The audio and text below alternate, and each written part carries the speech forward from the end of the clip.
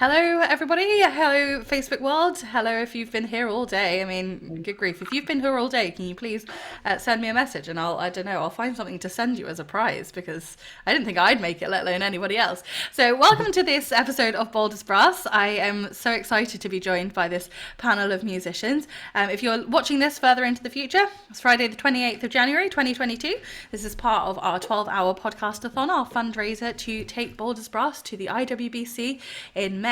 And actually, just before I logged in, I found out that we've only got £100 left to raise before I hit my target, which means I can book a flight. That's the biggest obstacle, because it turns out from Leicestershire in the UK to Texas is a really long way. I was going to swear then, but I've done so well all day. I'm not going to break my rule now. But we're here to talk about all things new music for brass. So I feel very ill-equipped in this room because, as my listeners know, composing is so scary to me. I have no skills whatsoever. And so I'm basically using this as like a lesson. Not that I'm going to go away and do anything with it, but, I hope to glean some wisdom and some understanding at least. But first of all, I'm going to come around and we're going to meet everyone, hear from you all. I'm just going to go in the order that you are on the screen. There's no favoritism here, I promise. So, Dani, you happen to be top left on my screen. Tell us a bit about yourself. Hiya. No, it's great to be here. Thanks for having us all here. It's great that you're talking about new music and brass as well. I think that's a really important part. I hope all the brass players out there try and sort of commission or play pieces by living composers. So I'm Dani Howard. I'm a composer based in the UK. I write all sorts of music. I'm sure a lot of composers have quite a wide spectrum. But the last few years, I've been doing particularly a lot of orchestral writing, and I love orchestral writing. But prior to that, I did a lot of chamber music, and in particular with percussion and brass. And I do love brass writing, and my most recent piece for brass was a trombone concerto. So that's a brief introduction. I'll let you move on. Yeah, amazing. I'm very excited. Angela, you're up next. Hello. Yes, I would just also, repeat Dani's sort of sentiment of, thanking for having us on this podcast and inviting us to talk about brass music. I love also writing for brass. I always think they're really interesting, exciting instruments full of different timbres. And so I'm Angela Elizabeth Slater. I'm also a composer from the UK, and my interests have been also in orchestral music, but also soloists. I really love finding like the palette of colour, of almost orchestral colour that you can find in a soloist. And what I find really, really exciting is actually then combining this with orchestra. So I've had a bit of an obsession, a bit like Dani, with concertos recently. I wrote a piano concerto during the pandemic, which has had its performance delayed, but hopefully this November. And I'm currently sort of embarking on writing an accordion concerto and a viola concerto as well. So lots of concertos coming out of all my ears. And I'd really love in the future, if anyone wants to commission me, to write a trumpet concerto based on my solo trumpet piece, which is called The Moon Runs Red, which you can find on YouTube if you want to take a listen at some point. So yeah, a bit of shameless promotion there, but please, someone do. Not at all. It sounds very exciting. So Lauren, we're going to come to you.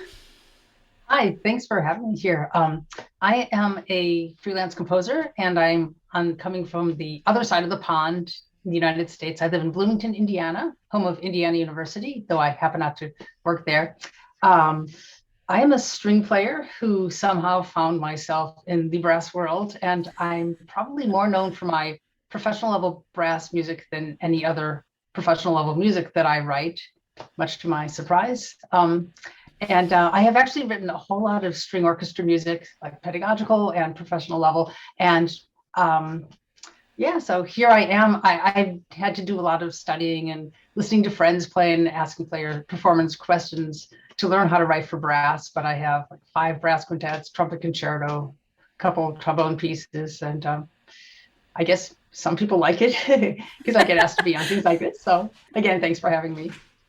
Not at all. I'm so excited to learn all of these things that I don't know anything about. Cait, I'm going to come to you next.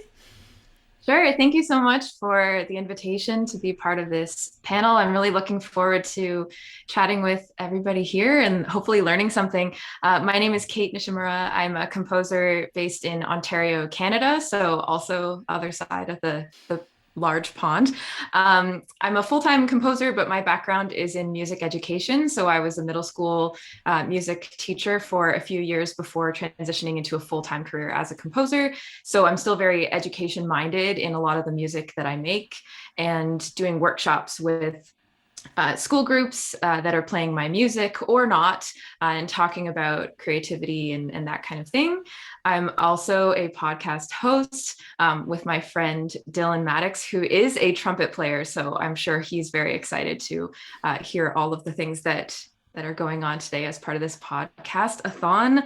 I'm not a brass player myself. So just like what Lauren mentioned, like I've had to do a lot of listening and asking questions and connecting with people in the community to learn more about this side of things. My primary instrumentation that I enjoy writing for is the concert band. So I do write for brass, just typically not like only them, you know, combined with winds and percussion and everything as well. But throughout the pandemic, I ended up kind of landing into writing a little bit more chamber music and music for smaller groups of players, naturally, as you know, band stuff was a little bit less possible. And so as it turns out, I really enjoy writing for brass and in small combinations and things like that. So yeah, that's me. Thanks again for having me.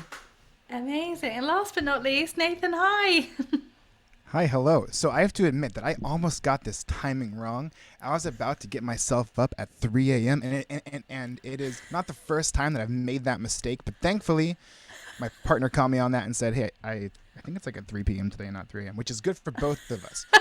But I'm Nathan Hudson, and I am a composer, a trumpet player, an educator, a curator, all the things. And I'm currently based in Atlanta, Georgia.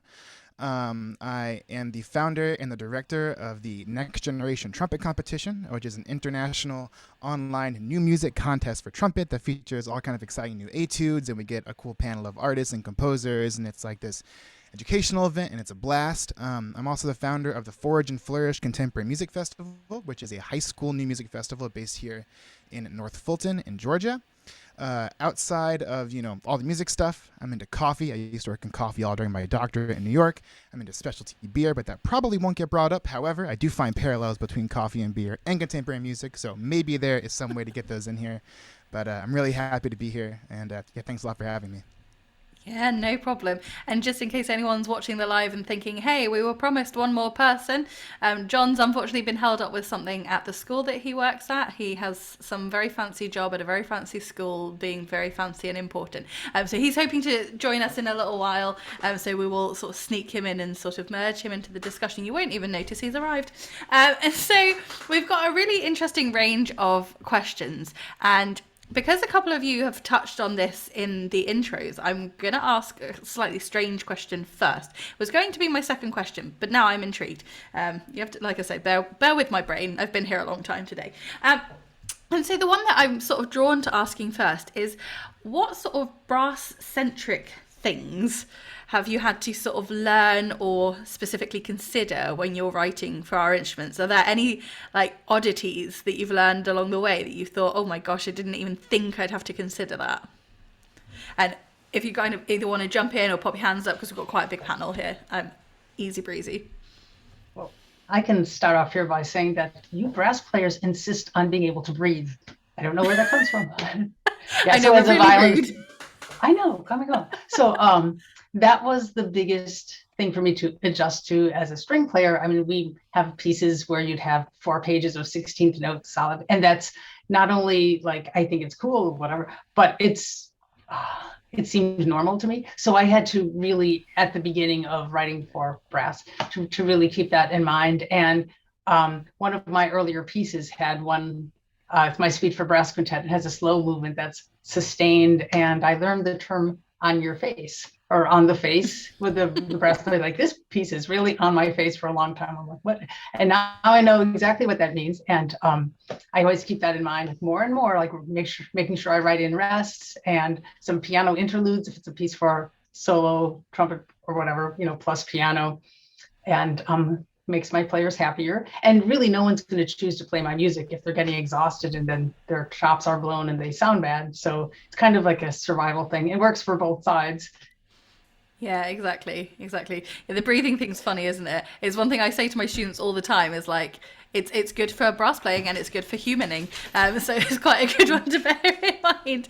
Anyway, it's so Dani, amazing, right, Melissa, how that, I mean, like we have to breathe, but so many of our students just don't breathe. All right, sorry, Dani, back to you. But like we need to breathe. Yeah, I don't know how they do that. Yeah, sorry, Dani, you were coming in next. Yeah, I was going to say the same thing because cello was my main instrument and piano. And so I had that same sort of, I think if you play a wind instrument, you sort of have more, it's more embedded in the way you think, but that was a serious thing. And then also the other thing that sort of came to mind immediately was basically how long you can sustain high pitches. And the trombonist I worked with for the concerto was explaining he's a machine though.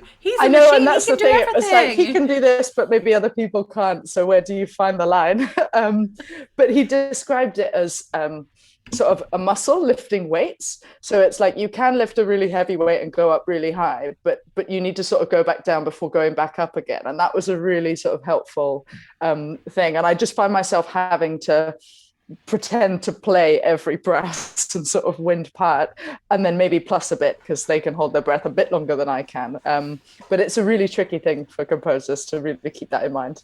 Mm-hmm. Especially with longer pieces as well. It's with short pieces, you have to just take breaths, but a longer 20-minute piece, you've got to factor in, they might need more than just one breath. They might need 20 seconds or 10 seconds worth of breathing before they can then keep going. So yeah, that was the main one.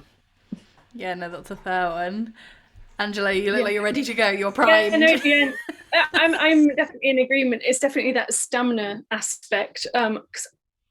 I'm a flautist, so I do have that kind of link to realizing the breath connected to the phrase, but it's, there's so much more breathing required for brass instruments, and that stamina, like you said, Dani, giving them 20 seconds to have a rest, depending on what you've thrown at them. And I think the other thing I've found with brass writing is, on the flute, if you finger your D fingering, you are largely going to always get that note, even if there's adjustment with intonation and so on. And it's sort of that aspect of understanding that all the fingerings, or slide positions are based on the overtone series, and how that impacts on the kind of agility. And of course, that changes across the different brass instruments as well, and affects how you write, was, I think, something that for me was quite a learning curve, and particularly when I wanted to do some really subtle sort of glisses on the trumpet or something, while making them also do a timbral trill at the same time. There was sort of moments where it's like, well, I can do it, but if I push it too far, I accidentally drop to the note below that you don't want, and sort of realizing how far I can push that, and realizing that the notes aren't fixed in the same way that wind instruments or the cello or the piano is. So yeah. Yeah, we're weird little creatures, really. Cait. Yeah, I agree with everything that's been said so far. My primary instrument in school was the bass clarinet, so I can definitely relate to you need a lot of air to make that happen, and you do need time to breathe. So that stuff has come naturally to me. But the biggest thing that I've had to really become aware of is ranges, especially for younger or less experienced players. As I mentioned, I write a lot for school groups and younger players. So trying to just be mindful of what is actually feasible for a brass player who's only in their first or second year of playing their instrument, and how does that differ from maybe a clarinetist in the first year or two of playing. There's just a lot of different endurance related things. And yeah, with the Harmonic Series, it's totally different. Just like Angela just said, as a clarinetist, pretty much you put the keys down, you play, you put your air through, and that's the pitch that you're going to get. And that's just not the case with developing brass players. You really have to set things up and have well prepared phrases and melodies and things like that. So I think I've just learned a lot, especially on the end of players that are kind of just starting out, how to support their learning, how to create parts that are going to seem attainable for them, so that they get the satisfaction of like, yes, I can do this and I want to keep doing this.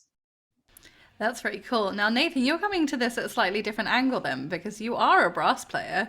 I wonder if when you write for other instruments outside of the trumpet, if that's something that is awkward for you. Because I feel like when you play the instrument, you know its intricacies and its oddities a little better. But like when you write for maybe a French horn or a trombone, is that like, whoa, what the heck? So when it comes to kind of all the brass instruments, I think I have like a decent grasp on kind of all of them, like just from doing lots of like high school teaching and things like that, and kind of knowing how to play them like back when I was in college and stuff. But I think that like the brass world, like especially as it relates to like contemporary music, often gets like a bad rap, only because like the options in terms of like extended techniques and like how kind of readily available they are, how to create them, what some different, what kind of sonic possibilities there are. A lot of composers just don't know, because they see we have 3 valves, or we have like a slide or like a trigger or something, and it's not like immediately obvious like, oh, there's all these different like, other fingerings I could do, or like I could pull out like the first valve slide and like make all these other kind of quarter tone things or whatever. And so what's been really interesting, especially through like my competition where I've been commissioning other composers, I'm kind of like intentionally trying to ask composers who like have never written for trumpet, because I want them to kind of like find a way to take their voice and say like, okay, how can I take this maybe more like, experimental sound and have it work on an unaccompanied trumpet piece. And it's been really interesting. And I think that it's kind of been a challenge that I don't want to say it's like held back the like contemporary brass repertoire, but it definitely has sort of like stalled some progression, especially here in the US, I think, in terms of like really like, allowing these brass instruments to be just like fully explored. But when it comes to other instruments though, that are not brass, I definitely, it's really interesting. I feel like if you write things like, that a clarinet could do on a trumpet, it's like fine, but things that like a trumpet can do for a clarinet, it's like much harder. And so as like a young composer, like especially, it was really hard to kind of have that swap. But, yeah, I've really enjoyed sort of getting to know it, and I've been just like really blessed to kind of get to work with these awesome composers who are honestly just sort of like blowing up the trumpet and kind of having it do things that I had no idea were possible. It's been really great. That's really, really cool. I'm sorry that my dog has decided to do something really weird whilst you were talking, and she's. I'm going to address it because it was distracting. She ran all the way along the sofa onto the floor and then went back the other way. I don't know what's going on over there. So I've left this space for them all day for them to come and be cute and steal the show, and they've not used it until now. Anyway, they're gone now. I keep muting because one of them's eating really noisily as well. Her collar's dinging on the bowl. So anyway. I'll get myself back on track, not get distracted by the dogs. So I'm curious, and I didn't send this question out in advance, so I'm going to ask it now because it just popped into my head. Sort of brass or generally, is there one instrument that you find the most challenging to write for? I often hear the harp. That's what other people have said. Oh, I suppose just generally, and maybe that's just because it's like on my mind right now, is the accordion. Oh yeah, I've got the double button manual one that I'm writing for, and I've written for it once before and not that long ago, and now coming back to it, it's like, oh god, I need to read the whole guidebook on the accordion all over again just to get back to sort of even knowing where to begin. So, but yeah, for sure, the harp. And I would say regarding brass instruments themselves, I find the trombone the most difficult to get my head round. Always consulting slide positions and not always getting it right, but I try in a way. So yeah, I understand. The trombone's a weird little beast. Yeah. I reckon guitar as well is pretty tricky. Classical guitar, harp as well came to mind first, but I've done it once before, and I actually played guitar, but in a band sort of context. I taught myself, so I've never looked at the music on a stave in that sense, and it's yet another thing to get your head around of how exactly you can create sort of chords, and I think you really need to either spend a lot of time with a guitarist or get your hands on a guitar, because it's just a different way of thinking about it. You can't think linearly. And guitar is the one instrument I'm truly afraid to write for, because as a violinist, I know how irritating it is when someone writes chords for me that don't work at all. And I just have a lot of respect for the fact that the guitar is tuned differently from the violin. I mean, you've got like a third in the middle of it and then fourths. And anyway, so I don't want to do it wrong. And I just never made a big project of learning about that. Maybe I never will. I don't know. It's a lovely instrument. I love the sound of it for sure. I will just say that I love writing for percussion, but I think there is some maybe learning curve or just difficulty in figuring out how to notate exactly what it is that you want to have happen with percussion. There are just so many different instruments, and each one has so many ways of playing it, so many different sounds that it can create, different mallets, different techniques, different, muting things. And I think for me, that was just one of the things I had to spend a lot of time just listening and asking percussion friends, like, if I want it to sound a little bit like boomier, how can I notate that? Is there a different drum that I use or whatever? And so I think there's just, percussion is like a whole other language of music notation that it took me a little bit to come around to that, but it's lots of fun. Yeah, I for sure agree with you there, Cait. So mine's kind of like a sleeper answer. So I love writing for solo piano, but as I was a young composer, I had a really hard time appreciating piano music, because I thought, like, when I was in high school, I was like, oh, like, it just all sounds the same. It's like, how are these composers like doing it, anything differently? Like, how are they kind of like allowing the piano to be more than just like a piano? And it took me a really long time, like, to kind of understand and kind of like grasp like how touch works, and kind of like how to use all the pedals really successfully and like interesting combinations, or like putting stuff in the piano to kind of like allow for other colors. It took me a really long time, because I also, as I was a young composer, wrote a lot of pre-comp work at the piano. I viewed it as like a tool, not like an instrument, and that was a big problem. And only recently do I feel like I've sort of had a slightly healthier relationship come out of it. But it's kind of... Yeah, amazing. So one of the questions we got sent in, I am fascinated because I wouldn't know where to start. And this is one that, it blows my mind. I think I'm probably going to sit here looking fairly gormless for the next few minutes. So just bear with whatever happens here. And this question is then, what does your compositional process look like? And does it change per project, or... Yeah, so I'll kind of start here. So I won't talk about like the actual process. I will talk about like what I do before I start a piece, though. So I have these two little notebooks. They're like what's the brand? Like the Moleskine notebooks. And in one of them, I just keep kind of like little musical motives. I like little chords or rhythms, whatever.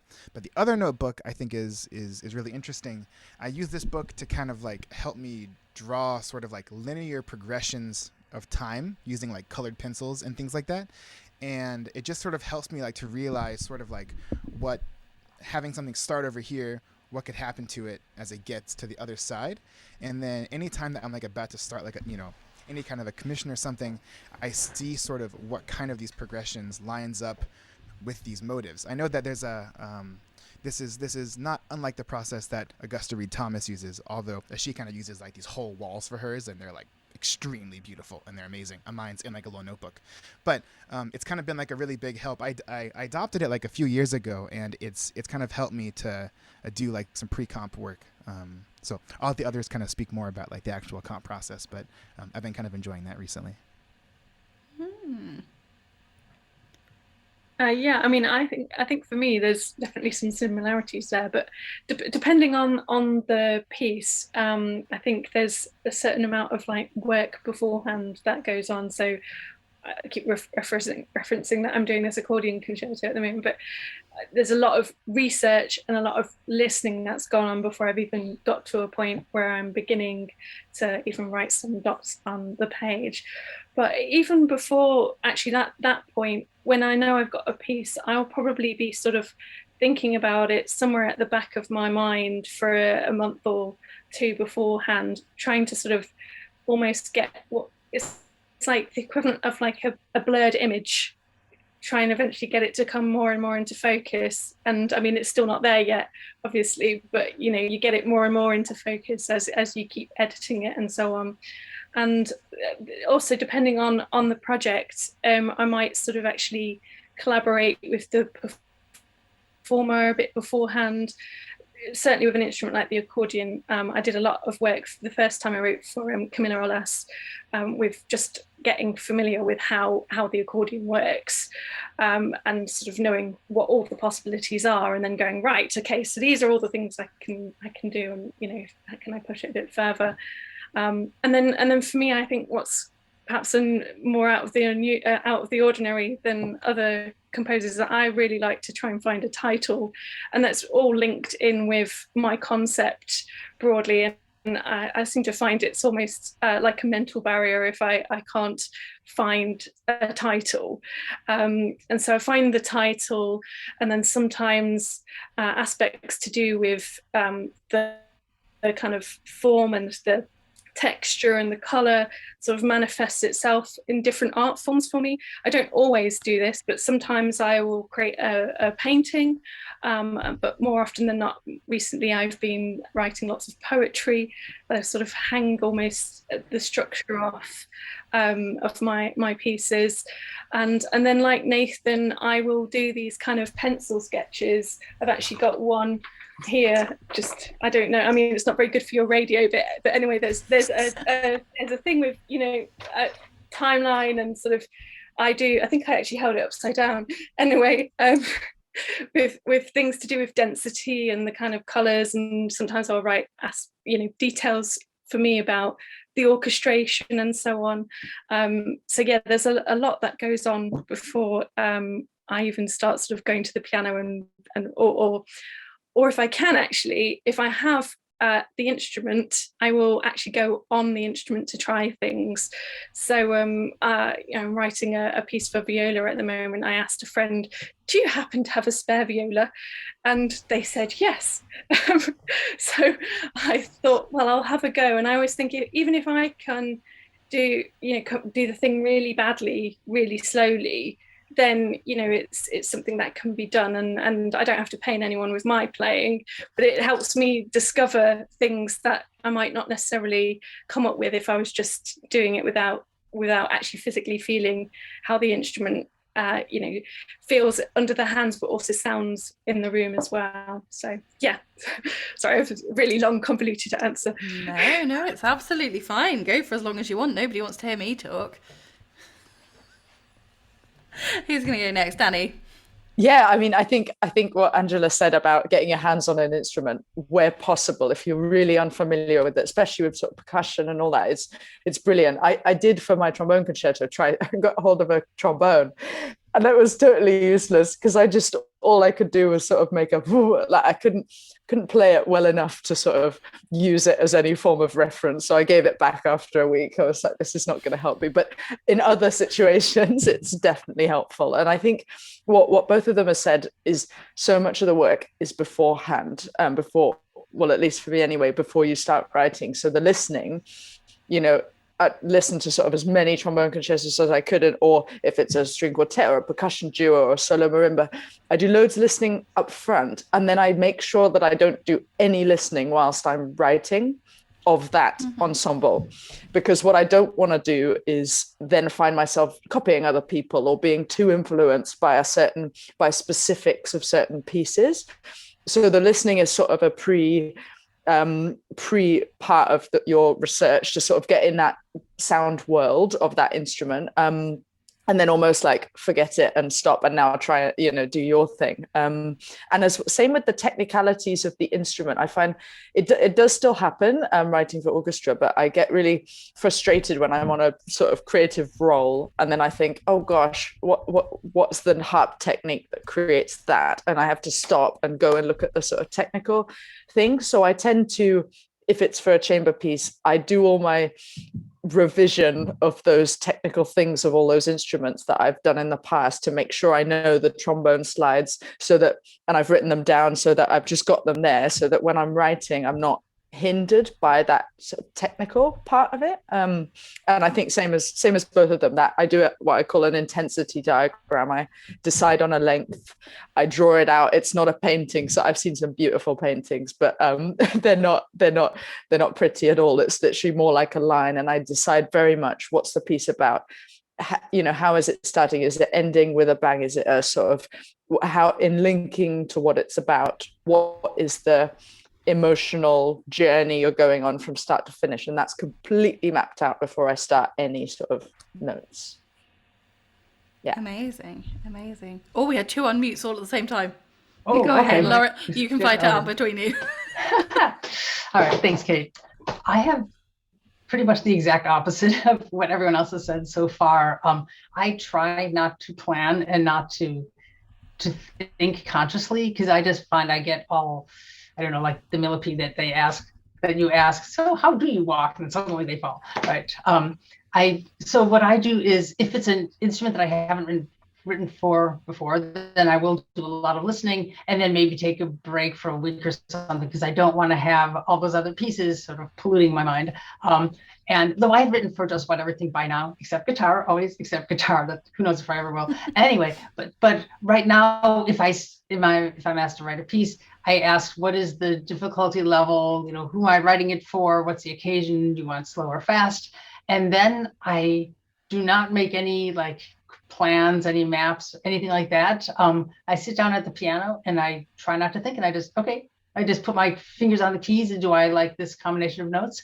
And I let my subconscious do the work. So for me, the single most defining aspect of my creative process is tapping my subconscious and trying not to get in my way. When I start thinking about it objectively, it's like, do I need to use that motive there? Or wait, should I, when I start questioning myself, then it really bogs me down. And my most inspired music is definitely just write it straight through.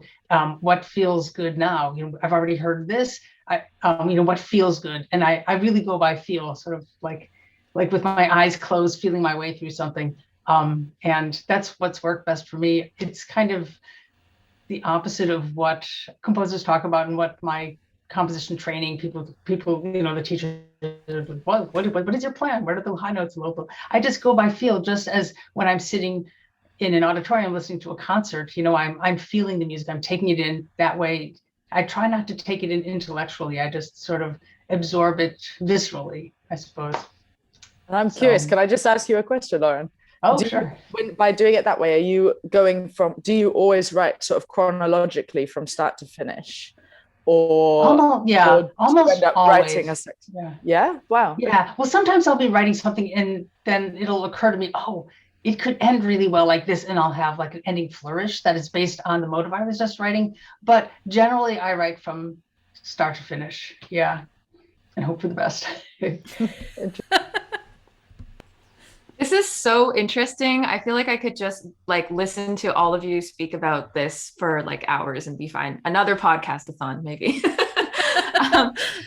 There are a lot of overlaps between everything that's been shared so far, but I think I fall somewhere in the middle. I do a lot of improvising during the creative process. So I don't plan out the whole thing. I'm not that methodical about it, but I sit at the piano usually and improvise, and I actually record myself while I'm improvising, so that, let's say I come up with something that feels really good, or I think this sounds like the kind of space that I want to set up. I have it documented somewhere so that I can come back to it later and not have to feel the pressure of immediately writing it down, or remembering it and then having to, worry about forgetting it later. So I have just endless hours of voice memos in my phone of just recorded brainstorming sessions. And I think that that's really helpful for me, because it just allows me to be really present and free in the moment to kind of experiment and see what happens, and then be able to go back to it later. But when it comes to commissions, when I'm asked to write a piece, the question that I really love to ask of the commissioner is, how do you want to feel when you're playing this? Or, for the audience, how do you want people to feel during the piece and maybe even afterwards. So what kind of feeling do you want people to be left with? And just like Lauren was talking about, like I go by feel as well. So let's say it's something like, oh, we want it to feel hopeful, then I can sit with that and imagine, like, what does it feel like to feel optimistic? Or, and then is it hopeful with a tinge of like longing and yearning, or is it hopeful with more of a drive and energetic kind of thing? And that those kinds of constructs, I think, are really helpful for me when I'm initially coming up with material. This is fascinating to me. Jon, welcome. Your go. Hello, Mel, and thank you for having me. I hope it's been a great day. It's amazing hearing everyone talk about their processes and how each one is so different. For me, it's really interesting. Like everyone said, commission can change things somewhat, but sometimes because of commission, sometimes because of our schooling kind of never leaves us as composers. I always feel that there are certain things that kind of define the rules, the physics of your kind of universe. And so what I love to do when I compose, whether it's a commission for commercial music or a piece of concert music, or if I'm just doing something for myself or for a specific ensemble, that sets some of the rules around the universe. We need this amount of gravity, this amount of sky, this is the air we breathe in this universe. But then what I love is just to go for a very long walk or go and sit somewhere really noisy, especially in London, and just think about, in this kind of world which has been created, here are the rules. What can we control? What can't we control? And what happens if these things enter? And, the voice of the instrument can add a lot to that. And that's one of the reasons I absolutely adore writing for brass, because those voices are so different, for each of the instruments, from the euphonium to the trumpet. You've got a whole world there. And so enjoying those sounds and looking at the configuration of what you're writing for and how they can work together, that gives you this whole world. And then you can think, well, if I was to write someone a postcard from this world, or I was to write a travel guide to this world, how does it feel? And that's often how I start. And that's often kind of how I start to think about telling a story within, sometimes, for instance, writing music for a children's television show can be very limiting. But within that, there's a whole world of things you can do, or writing something for, a large brass ensemble. So exciting. The possibilities are huge, and and it's just enjoying breaking the rules and sticking to the rules. And that's also why it's so brilliant to listen to new music from different people from different areas of the world, and hearing their kind of their worlds and what it tells, and that's just why it's so exciting, particularly brass. That's amazing. Hopefully I kept my gormless expression at bay there. Not because I'm not interested, but just because it's so like wildly different to anything that I am able to do.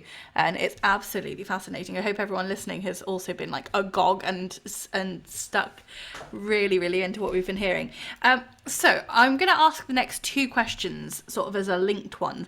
And I know a couple of people went, oh, I'm going to have to think about this before today. And these ones are, do you have a favourite piece that you have written?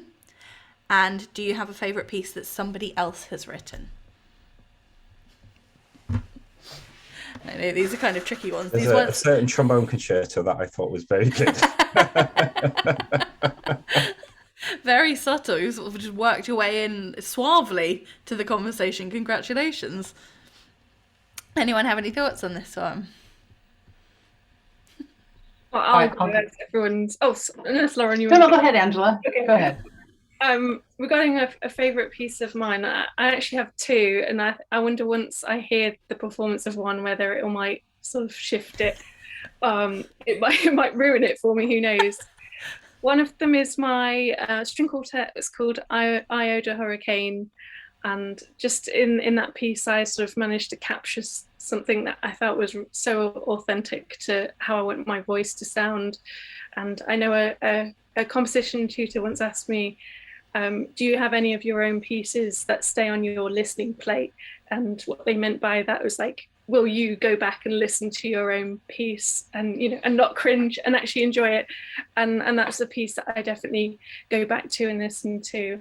And the other piece is my piano concerto, which is yet to be performed. But I feel in that piece, it's called Taunting Skies. that I managed to get my compositional voice again to sort of express itself in the most authentic form, and that I just sort of push my compositional I suppose level to a new level. Those pieces really excite me. And it's such a cruel question saying what's your favorite piece by someone else, because there's so many, right? I don't think I can really pick one, and I think it would be sort of different every day of the week maybe. But a piece that I've been enjoying a lot recently is a piece called The Centre is Everywhere by Edmund Finnis. It was at the Proms this year by Manchester Collective. I'll say that piece, but there's so many others as well. That's a fair way to answer it. To be fair, if anyone wants to sort of reform that question as well, sort of a piece that you're enjoying right now, that's fine. I understand. Like, I'm reading the questions verbatim, but it is hard to pin down your favourite piece by one other composer. It's quite intense. So like I say, I'm fairly lenient with all the rules here. Sorry, John, go ahead. It is really hard. It's almost like, imagine you had a large family and trying to pick a favorite child or a favorite part of the world. It's impossible. But so I'm going to be completely honest, and this is a bit of a soppy thing. I'm going to say the thing that elicits the biggest emotional response from me, and it's almost impossible for me to hear it without crying, and that's the Ritual Dances by Tippett from the Midsummer Marriage. I find that such intensely emotional and brilliant music. So, if I've had a long day, that's a good port of call, and such interesting music, and same with a lot of Britain's music, and that's fantastic. In terms of my own music, I don't know how everyone else feels about this, but sometimes if I've had something done and then it's recorded and then you've kind of lost it because it's out in the world, it's kind of hard to listen to sometimes. I don't find it kind of as enjoyable or useful, because then I want to tweak or change. Yeah, fair. I'm sorry, I'm checking around to make sure I'm not like cutting anyone off. Sorry, Cait, you're ready. Yeah, so I also find it impossible to choose a favorite piece by another composer, but I'll just highlight one that I've been enjoying a lot lately because it's been bringing a lot of joy to me. And it's a piece for concert band called Shimmering Sunshine by Kevin Day. And Kevin is a fantastic young American composer. And this piece just, I don't know, it just does something for me. It brings me a lot of joy, even when other things in my life are not. So I think that puts it on the list, at least. And a favorite piece of mine, I agree with what everyone has said so far. Like it's just really difficult for me to choose something, because every piece has a meaningful story behind it, whether it's the source of inspiration or the actual story of collaborating with whoever it was that I worked with, so it's difficult to pinpoint. But one that stands out is a piece for euphonium and piano called Tundra. And this is a sort of musical representation of the experience of living with depression.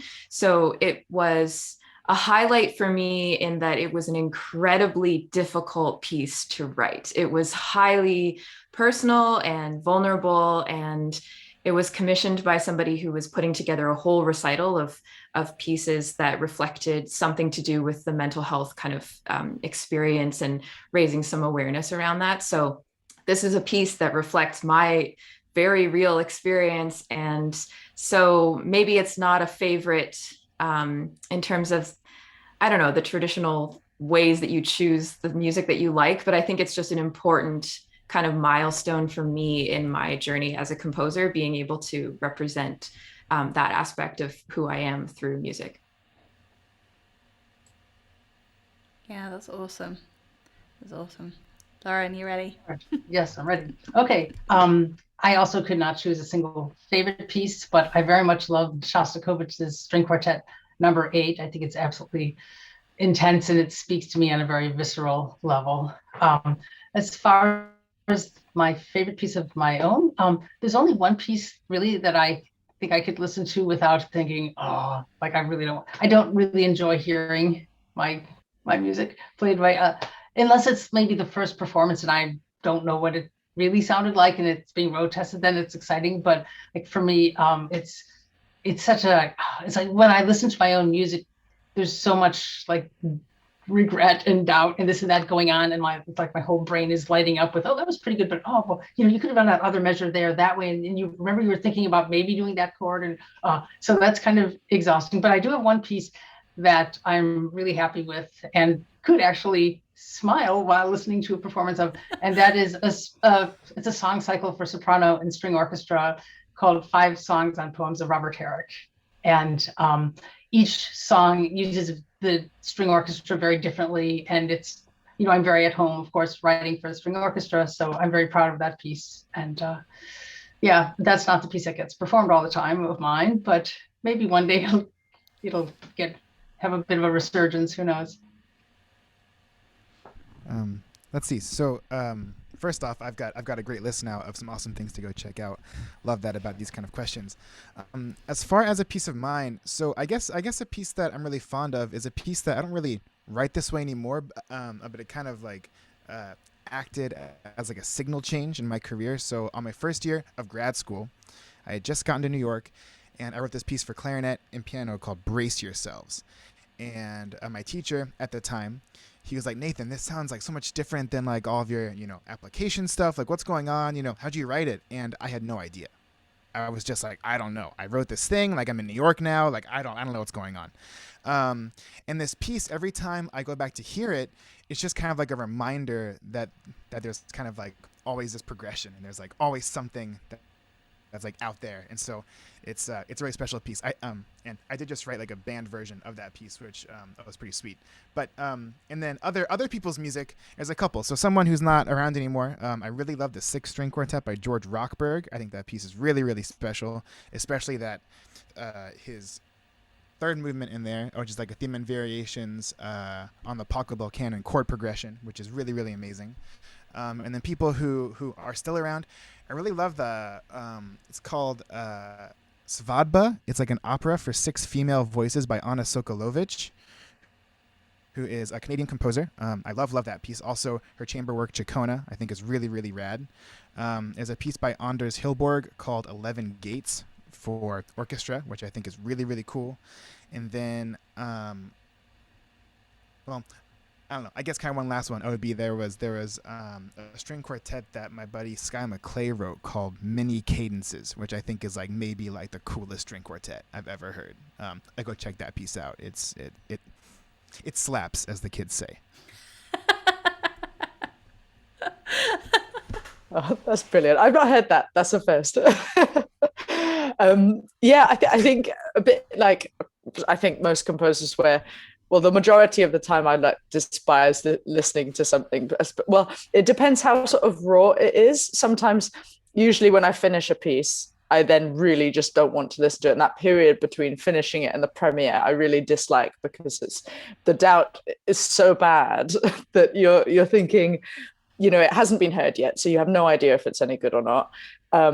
You then know you can't change it, so you've sort of put a double bar line. And so I really dislike that period, and often just can't bring myself to sort of listen until the day before the first rehearsal, where I'm like, let me just remind myself. And then, yeah, I think it depends. Sometimes I have a premiere, I'm excited about it, and then 6 months later think it was awful. What have I done? And it's sort of very different depending on the piece. But at the moment, I think I'm happy with my trombone concerto, in that I felt the same between that and the premiere. But I find a second performance a lot more enjoyable. The first performance I find very, very stressful. But the second performance or anything beyond that, once you've had a sort of recording and you're not in that state of shock of the first rehearsal and not knowing what it's really going to sound like. So at the moment, I'd say that. Or a percussion octet I wrote a few years ago. I'm quite proud of it. It was quite a humongous setup, not very portable, 46-piece setup, I think. But that was an interesting, that was sort of the longest piece I'd done at that time. And like Nathan said, it moved me forward. I think that piece was quite significant in moving me into a sort of new way of thinking about things, and learnt so much with percussion. That's called What Lies Beneath Rings, in five movements. But in terms of other pieces, impossible. But I'm trying to think, there's a piece that I'm obsessed with, and have been for about 10 years, and that's the Protecting Veil by John Tavana. It's a 40-minute piece for cello and orchestra, and it's just one of the most divine things. Every time I'm sort of at a crisis point, I go for a walk and just listen to that, and it solves all my problems. That and sort of Benjamin Britten string cello suite #1 I love, and a lot of John Adams and things like that. But yeah, you all know. That's amazing. And yeah, I hope everyone else has like made the lists. I will everything that we've mentioned, I'll try to reference when this goes out on YouTube and when it goes out on the podcast. So if you haven't caught them as you go through, I will essentially do that homework for you at some point. But I'm keeping an eye on the time, and I'm going to add a little bonus question in, and I've been asking this one to lots of the panelists today, and because we've been talking about so many different topics, I'm really curious to see how the answers change depending on who we're talking to. And so I think we've got about enough time to whiz round for like a 1-minute elevator pitch to this question. And this one is, if you had infinite money and infinite time, what would be a dream project, and in this case / commission, for you to receive or work on? It's a hard question, and we've got about enough time for a minute each, so I've made it really easy for you. Lauren. Okay, here we go. I'm happy to say I'm actually writing that dream project right now, and it is a full-length opera. I've written almost the first act. It'll be 2 to 3 acts long, and I couldn't be happier working on this. Amazing. Congratulations. That's so exciting. Thanks. Who's going to go next? Angela. Yeah. Oh, I'm not writing the dream project yet, though lots of dream projects in between, you know. But I think the real dream project for me would be to write a full-length ballet. I've always really loved watching Ramba, and I was always struck by Gavin Higgins' piece that he wrote, Dark Arteries, for Ramba years ago, and I loved Philip Feeney's score of The Cellist with Kathy Marston, and I grew up learning to dance, and I think often I actually sort of have a link between sort of physical gesture and music, and so I just feel like that's somewhere I'd really like to explore at some point in the future. So yeah. Amazing. Dani. 2 of my sort of dream projects are in the pipeline in the next 2 years, which is exciting, and that's a cello concerto and a percussion concerto, which is really, I can't say who, what, where, when, why, but that's really exciting for me. But I guess as well as a ballet, which is a big thing for me, but Angela's just talked about that, would be a sort of to put on an event that is combination of all the senses, something with smells, tastes, like an event where people go eat a meal that's merged with the food, with the drink, with the smells, with dancers, and just take over a sort of a building and put on an epic multi-sensory experience. That would be that's a long-term pipe dream. That sounds incredible. Cait. So I've never written any music for film before, so this seems like a pipe dream, but my dream project would be writing music for a nature documentary. Nature is my biggest source of inspiration, and I write lots of my pieces inspired by landscapes and trees and mushrooms and animals and all sorts of things. And so, yeah, a dream project would just be like scoring the full nature documentary, big drone shots of forests and stuff like that. I think that would be amazing. Nathan, go on then. Yeah, gosh, I do love all those kind of time lapses of like mushrooms kind of doing their thing, Cait. Oh, they're so awesome. Yes, exactly. So I guess for me, I am gonna mention coffee. So I've kind of like had this idea for a long time to write some sort of like a portable sonification setup for like a specialty coffee bar, and then have that sort of be like in collaboration with like the Specialty Coffee Association to kind of raise awareness for like the good and the bad in the coffee industry, both from like an environmental and a social perspective, and then have it be something that like different coffee shops could kind of like install in their cafe that then kind of like makes a sonic landscape almost sort of like interactive with the baristas or like, I don't know, whoever's inside, and then kind of have those things somehow help like to raise money or like awareness or something for the specialty coffee industry. But I will say I like have stuck some contact mics on like my espresso machine, and like it does make some cool sounds. I just haven't quite had an outlet for it yet, but maybe someday. That's so fun. Jon, you're the last one up. Well, it's kind of partly a project I'm working on, partly something I'd love to do more, which is working with young people. I just love that the kind of generation who have grown up on YouTube don't really kind of get the whole thing about this music is this music is this is my tribe, that's not my tribe. And so you have a kid just come in and go, so I love this, and he'll play me a piece of like Xenakis, and it's like, isn't that cool? And then he'll like go and listen to some Little Nas X, you know, and they just like sounds. And I'm a big fan of writing adaptive music, and one of the projects I'm working on at the moment is kind of trying to work out how some of the processes in computer game language and adaptive music can be really taken into the kind of much kind of Cagerian space. And I'm a huge fan of Mark Yeats as a composer and the things he's done there with his music, and doing something live with brass with a lot of very big speakers is kind of what I'm working on at the moment. And so that's exciting. But ultimately, I'd love to kind of just think to be able to do something in a kind of virtual space that a lot of people can enjoy and isn't defined in any one way, you know, something that can really just people can contribute, almost like a Wikipedia of music that people can kind of just go and live in, and who knows what Mark Zuckerberg will bring us with the metaverse will be in 50 years. But adaptive music using some of the kind of techniques that we all love using, and just making it meaningful and enjoyable and accessible. Amazing. I keep sort of speaking to the fake millionaire that's been listening to my podcast-a-thon all day, and to that fake millionaire, when you've finished donating to my fundraiser that I've been working so hard on, can you go forth, please, and give some money to all these wonderful musicians to keep creating music for us, please, and thank you. And now, Melissa, what's your dream project?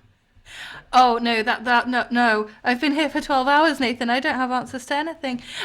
So mine, obviously, it would have to be something to do with the podcast. And it's essentially a larger scale version of what I'm hoping to do at IWBC, which is to take the podcast around to more places.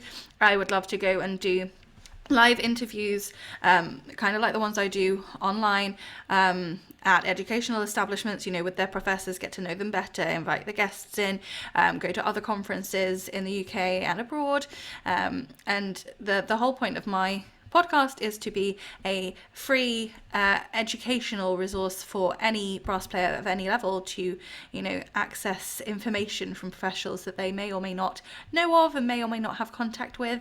So it would be sort of a larger scale of what I'm doing, and hopefully with more of it in person, because I've done 100 episodes and only one of them has been in the actual same room as another human being. So it would be really lovely to make more sort of real in-person connections. So there you go. I've been here for 12 hours and had an answer. Yes! So, folks, we are going to have to wrap up in a second, not because I don't want to talk to you anymore, but because my online shopping is about to be delivered any second and send my dogs absolutely haywire, because nobody needs to hear them going absolutely bananas. I'm going to say a huge thank you to you all. Thank you to all of the panelists that have taken part in this. I think we have 35 different participants today, which means there has been 35 hours given to me so generously, and I appreciate every single one of you and the time that you've taken. Thank you so much. It has been a pleasure to meet you all, and I will put my Just Giving link just everywhere. It's going to be plastered everywhere. We're only £100 off the target, so it's very attainable and in our sites. So thank you, folks, so much. This was really fun. Oh, Yeah. Congratulations. awesome. Yeah, well done. Congratulations.